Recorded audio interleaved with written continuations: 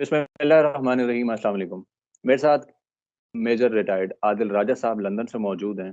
और गुज़श्ता 7-8-9 महीने के अंदर राजा साहब जो हैं, इनकी बहुत सारी खबरें दुरुस्त साबित हुई हैं, ये मानना पड़ेगा। मतलब बहुत सारी चीज़ों पे मैं भी देखता हूँ कि यार पहले इनको देख लें कि क्या आगे जाके चीज़ें निकलती हैं और किस तरह से साबित होती हैं, या उसमें कितने परसेंट साबित होता है। ज़ाहिर है ये एक बेसिक चीज़ होती है जर्नलिज्म में कि हमें ये चीज़ देखना पड़ता है। और उसके अलावा बहुत सारी थीरीज मार्केट में है राजा साहब के हवाले से। तो एक खास ग्रोह जो है खास तौर पर उनको पेडल करता है।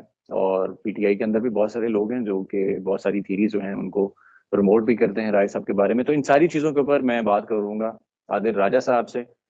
इनके साथ मेरी मुलाकात आज तक नहीं हुई, पाकिस्तान में भी जब थे। एक दफ़ा हमने एक मीटिंग में शिरकत की थी, वो जूम की मीटिंग थी डॉक्टर मोईद यूसुफ के साथ, जो नेशनल सिक्योरिटी एडवाइजर थे इमरान खान साहब के। तो उसके बाद प्लान था मिलने का, लेकिन खैर मुलाकात नहीं हो सकी जैसे किस्मत। लेकिन आज मैं बहुत सारे सवाल हैं राय साहब आपसे, और मैं ज़रूर पूछना चाहूँगा उस हवाले से। सबसे पहली चीज़ तो ये है कि मुझे याद है जब हमने वो मीटिंग अटेंड की थी, और नेशनल सिक्योरिटी एडवाइज़र के साथ बैठ के एक बंदा मीटिंग अटेंड कर रहा है, कश्मीर के हवाले से बात हो रही है और नेशनल सिक्योरिटी के हवाले से बात हो रही है। और उस वक्त तक रियासत पाकिस्तान और उसके इदारों को नहीं पता कि ये बंदा ह्यूमन स्मगलिंग में मुलविस है। नहीं पता कि जी इसने कोई लैंड ग्रैबिंग की है, या ये भी नहीं पता कि जी कोई ज़मीनों के कब्जे या कोई ऐसी वैसे कोई रोले हैं। लेकिन रिजीम चेंज होता है और उसके बाद खैर बहुत सारी कहानियां सामने आ गई। इस हवाले से खास तौर पे हम थोड़ा फोकस करेंगे।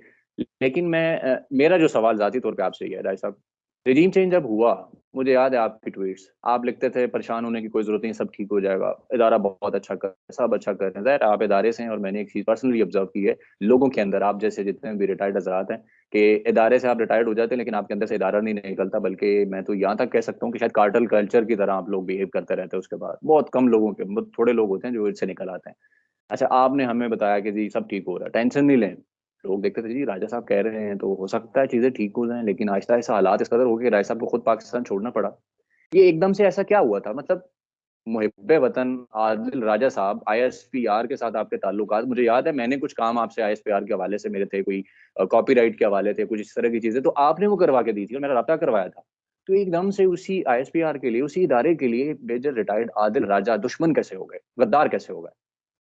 उबैद, रजीम चेंज ऑपरेशन से तकरीबन 6-7 महीने पहले मुझे कंफर्म हो गया था। जनरल बाजवा के ससुर की बातें सुनते हुए, मेरे पड़ोस में रहते थे, कि ये करने क्या जा रहे हैं, और इमरान खान को भी मैंने इससे मुतला कर दिया था। और मैं इसके बारे में खामोश एहतजाज मैंने जारी रखा था। खामोश एहतजाज मैंने पब्लिकली अपनी ट्वीट्स को भी, अगर आप उठा के देखें, जो ट्वीट्स मेरी डिलीट करा दी गई और पाकिस्तान से जाने के बाद मैंने दोबारा फिर उनकी स्क्रीनशॉट्स शेयर की, तो आपको पता चलेगा कि मुझे बुला के रजीम चेंज से पहले भी जबरदस्ती ट्वीट्स डिलीट करवाई जा रही थी। मुझे बुला के जीएचक्यू में सरजंच की जा रही थी। मुझे बताया जा रहा था कि तुम्हारा कई 100 करोड़ का जो कारोबार है, डीएचए तुम्हें पैसे देता है और तुम जमीनें खरीदते हो, ये सब तबाह बर्बाद हो जाएगा। तुम्हारे जो बेनिफिट्स हैं वो सब चले जाएंगे, पेंशन चली जाएगी। तुम हमारे साथ मिल जाओ, यू टर्न ले लो, बस हमारे साथ मजे करो। और हत्ता कि जनरल एजाज अमजद ने, जनरल बाजवा के ससुर ने, मुझे सामने बिठा के भी ऑफर्स दी। उसने कहा, पिंडी के तुम सिर्फ लैंड प्रोवाइडर हो, तुम्हें हम फैसलाबाद का भी ठेका दे देंगे, लाहौर का भी दे देंगे। तुम छोड़ो इस कहानी को, तुम मजे करो, जिंदगी इंजॉय करो। तुम्हें क्या पड़ी है ये जो है आवाजें हक बुलंद करने की, हीरो बनने की क्या जरूरत पड़ी है? लेकिन दज्जाल को सिजदा करना मैंने कबूल नहीं किया, और यू टर्न मैंने लेना कबूल नहीं किया, और मैंने बोलना शुरू कर दिया रजीम चेंज के बाद भी। हालांकि इतना ज्यादा खुल के तो आपको पता है मैं नहीं बोल रहा था, पाकिस्तान में बैठा हुआ था, बड़ा रिस्ट्रिक्टेड तरीके से अपना एहतजाज कर रहा था मैं, पहले भी बाद में भी। मेरी ट्वीटों का आप मुआजना कर ले, लेकिन ये भी उनको काबिल कबूल नहीं था, वो भी मुझसे डिलीट करवाते थे। और आखिरकार आईएसआई का छापा मारा गया, मेरी वालदा के घर के ऊपर मुझे तंग किया गया। और मैं उसके बाद आर्मी चीफ के ससुर से मिला, क्योंकि उनके अहकामात के ऊपर ये काम हुआ था। मैं हाई कोर्ट के अंदर गया, मैं पुलिस के पास गया, कहीं से सुनवाई नहीं हुई, बल्कि उल्टा दोबारा एफआईए के एक वर्दी वाले एहलकार को लाके दोबारा जब छापा मारा गया तो मुझे पाकिस्तान छोड़ना पड़ा। और पाकिस्तान छोड़ के मैंने इनको, जब मुझे बेतहाशा ऑफर्स की गई कि इनकी ऐसी की तैसी, तू वापस आ जा, किसी की जरूरत नहीं है तुझे कुछ कह सके, क्योंकि इनको पता था मेरे पास मुझे क्या क्या पता है।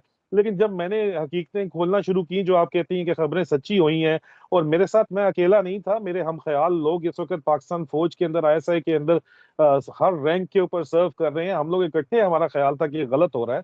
और फिर हमने जब गलत जो कुछ हो रहा है वो आवाम को बताना शुरू किया, तो गद्दारी का भी ठप्पा लग गया। और जिन लोगों का आप जिक्र कर रहे हैं कि कब्जा माफिया भी, और जिन लोगों ने ह्यूमन स्मगलर कहा, उनको तो इंशाल्लाह यहाँ लंदन की कोर्ट में बहुत जल्द मैं लेके जाने वाला हूँ, आपको वो भी खबर मिल जाएगी।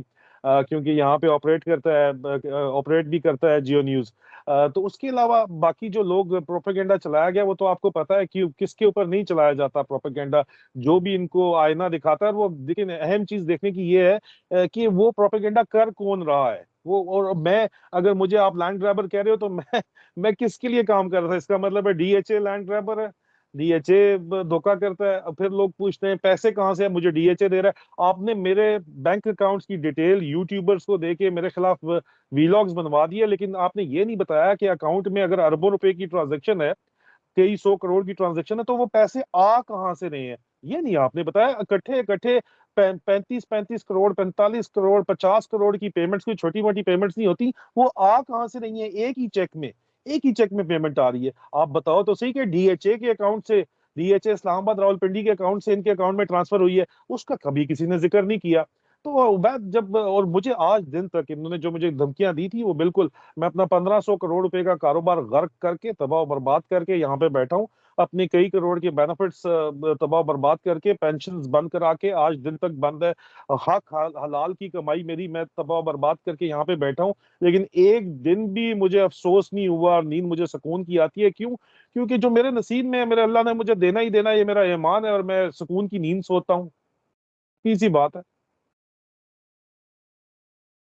अच्छा, आपने कहा कि जी जाली कुव्वतों के आगे आप झुके नहीं, मतलब रजीम चेंज हुआ, आपको रियलाइज हुआ कि जी ये दजाली लोग हैं, ये वो लोग नहीं हैं जिनके बारे में जो लोग सोचते थे कि जी ये सेवियर्स ऑफ द लैंड है, ये जी सेवियर्स ऑफ द नेशन है। तो जी दजाली हुए वो। लेकिन जी रजीम चेंज के बाद ही मुझे याद है कि आप जनरल रिटायर्ड फैज हमीद के, जिसके साथ इस कौम का भी बहुत ज्यादा रोमांस था, मेरा मुझे लगता है कि जितनी हिस्ट्री मैंने पढ़ी है शायद पाकिस्तान की तारीख में इतना पॉपुलर कोई जनरल नहीं हुआ था जितना फैज हमीद जो था, उसको मोहब्बत मिली, उसको लोग उसके साथ जिस तरह जुड़े। उसके बाद आसिफ गफूर, ये दो लोग बहुत ज्यादा जो है ना, इनके साथ अवाम अटैच हुई। आप भी मार्केटिंग करते थे कि नहीं नहीं फैज हमीद बड़ा महब वतन है, फलां करेगा, और फिर ऑल ऑफ द सडन आप चेंज हो गए, मतलब। तो आपके पहले वाली बातें जो हैं उनके ऊपर आवाम ज्यादा एतबार करे, या जो अब आप बता रहे हैं फैज हमीद के बारे में कि जी वो ये कुछ था, वो लंबी चौड़ी कहानी आपने बताई है, लेटेस्ट आपके जो वीलॉग्स भी हैं जिसमें एक्ट्रेसेस का भी जिक्र है और बहुत सारी चीजें हैं, और वो सारी गंदगी जो आपने बताई है, तो किन चीजों पे आवाम यकीन करे इस तो बस जहां तक ताल्लुक है जनरल फयाज हमीद से, उम्मीदों का तो सिर्फ मेरी नहीं पूरी कौम की उम्मीदें थी। और हमें लगता था कि जनरल फयाज हमीद ही जो है वो हमारे सेवियर हो सकते हैं। ये जो रेवोल्यूशन है उनके बारे में, मेरी उनकी फैमिली के साथ टर्म्स भी थे। उनकी फैमिली अब मुझसे नाराज भी हो गई है ये बात रिवील करने के ऊपर।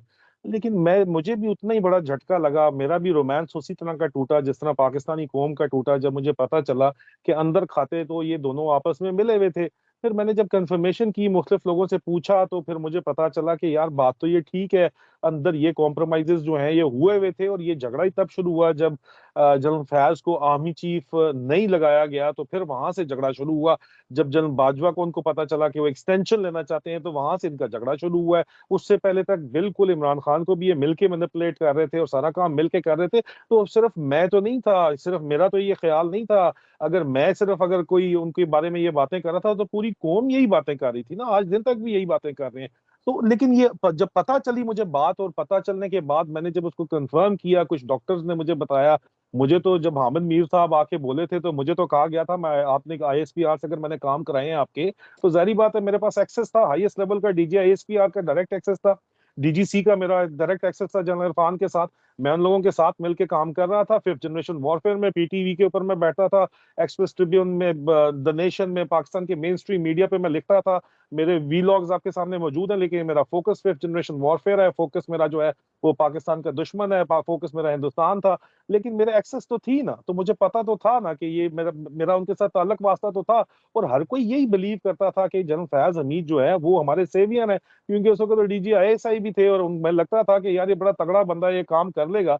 लेकिन जब मुझे ये बात पता चली, तो मैंने दोबारा जब कंफर्म कराई मुख्तलिफ लोगों से, तो मुझे फिर कंफर्मेशन मिली कि जनरल हामिद हामिद मीर साहब ने जब ये काम कहा, तो मुझे उन्होंने कहा कि नहीं यार, वो गोली लगी थी जब ये मेजर थे एंटी डकॉइट ऑपरेशन में। हामिद मीर साहब को ज़ेर ताब लाया गया, हामिद मीर को पाकिस्तान से जाना पड़ा, हामिद मीर साहब बाद में जरदारी साहब के साथ डील करके वापस आ गए। लेकिन बहरहाल जब ये वापस आए, मैंने तब भी पूछा डीजी आईएसपीआर से, जनरल बाबर इफ्तिखार से, मेरे पास रिकॉर्ड मौजूद है कि सर ये तो वापस आ गया, आपने कहा था इसको किसी सूरत माफ नहीं करना, आपने कहा था ये झूठ बोल रहा है, अगर ये झूठ बोल रहा था तो फिर ये वापस क्यों आया? मुझे कोई जवाब नहीं मिला। मैंने कहा कि इसको माफ कर दिया गया, ये मुझे जवाब आया नहीं, नहीं का मेरे पास जवाब अभी भी रिकॉर्ड मौजूद है, जनरल बाबर खान ने कहा नहीं। ठीक है। अब बात ये है कि मैंने लेटर ऑन जब चेक किया कि यार ये सीएमएच में, फिर मैंने इन्वेस्टिगेट किया, जब मुझे ये लेटेस्ट खबर पता चली तो सीएमएच से मुझे मुख्तलिफ जराये से, जाहिर बात है, मुझे पता चला कि हाँ जी गोली लगी थी, हाँ जी 15 दिन एडमिट रहे थे, और हाँ जिधर मैं बता रहा हूँ उधर ही गोली लगी थी। एक ये मुझे कंफर्मेशन आई। कुछ देर से बाद, मेरी खबर ब्रेक करने के बाद, जनरल बाजवा आपको नजर आते हैं। अगर उनका इतना बड़ा झगड़ा था तो उनकी बेटी की शादी के ऊपर क्या कर रहे थे? मतलब झगड़ा कोई नहीं था, हाथी के दांत खाने की और दिखाने की ओर थे। ठीक है। तो वो बात वहां पे साबित होगी। मैंने आपको डायरेक्टर रहमत का बताया, डायरेक्टर रहमत रिजाइन कर गया। अरसलान सत्ती क्योंकि अरशद शरीफ शहीद के केस के अंदर भी शामिल था तो उसकी छुट्टी का रिकॉर्ड बनाया जा रहा है। तमाम बातें जब मैंने 2+2 की, डॉट कनेक्टिंग एक्सरसाइज की, तो जो मेरी सोर्सेज की मालूमात थी वो सच साबित हुई। और आपको जिस तरह का झटका लगा मेरी जान, उतना ही मुझे भी झटका लगा। मेरा जरा वीलॉग आप देख लो कि मेरी हालत क्या है वो बात करते हुए। और मैंने कभी इस तरह की हालत मेरी कभी नहीं हुई किसी किस्म की बात करते हुए। लोगों ने उसको ड्रैग अलोंग कर लिया 4 एक्ट्रेसेस के इनिशियल पे, हालांकि 10 एक्ट्रेसेस की वीडियोस बनी हुई है भाई।